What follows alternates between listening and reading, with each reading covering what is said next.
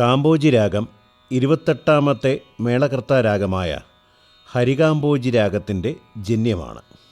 ആരോഹണം അവരോഹണം സരേ ഗ മ പദ സാ സാ നി ധ പ മ ഗ രേ സ സാ നി പ ധ സാ.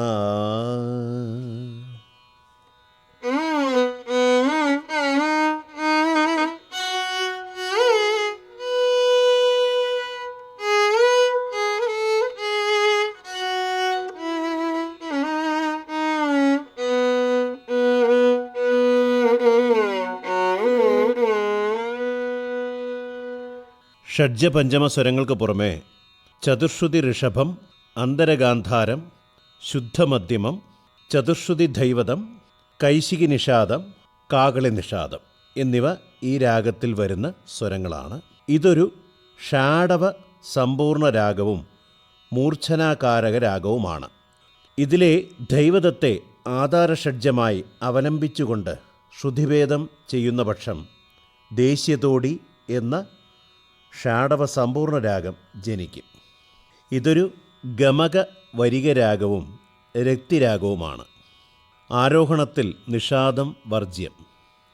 സ നീ പ ധ എന്ന പ്രയോഗങ്ങളിൽ കാകളി നിഷാദം അന്യസ്വരമായിട്ട് വരുന്നു.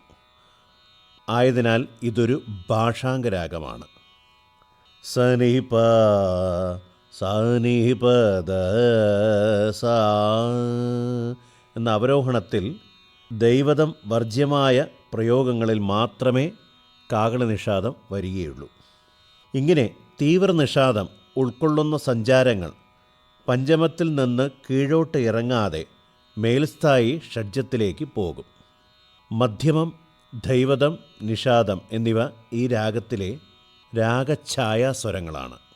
മഗ സ പദ മഗ സരി ഗ സ എന്നിവ ഈ രാഗത്തിലെ രഞ്ജകങ്ങളായ പ്രയോഗങ്ങളാണ്.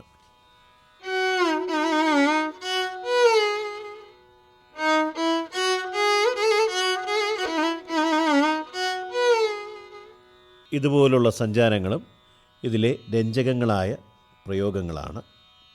വിസ്താരമായിട്ട് ആലപിക്കുവാൻ സൗകര്യമുള്ള ഒരു മേജർ രാഗമാണിത്. ശൃംഗാരം, ഭക്തി തുടങ്ങിയ രസങ്ങളെ ഉളവാക്കാൻ കഴിയുന്ന രാഗം, സർവകാലിക രാഗം.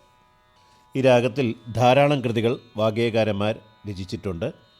എവരിമാട്ട ത്യാഗരാജസ്വാമികളുടെ കൃതി, ശ്രീ സുബ്രഹ്മണ്യായ നമസ്തേ മുത്തുസ്വാമി ദീക്ഷിതരുടെ കൃതി, ഏമയ്യ രാമ എന്ന ഭദ്രാചലം രാമദാസിൻ്റെ കൃതി, കാരണം വിനാ കാര്യം ഇത് മഹാരാജ സ്വാതി തിരുനാൾ കൽപ്പിച്ചുണ്ടാക്കിയത്.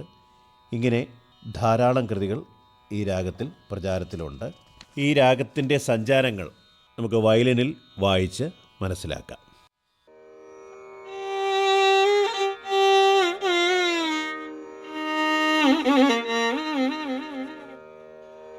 Mm-hmm.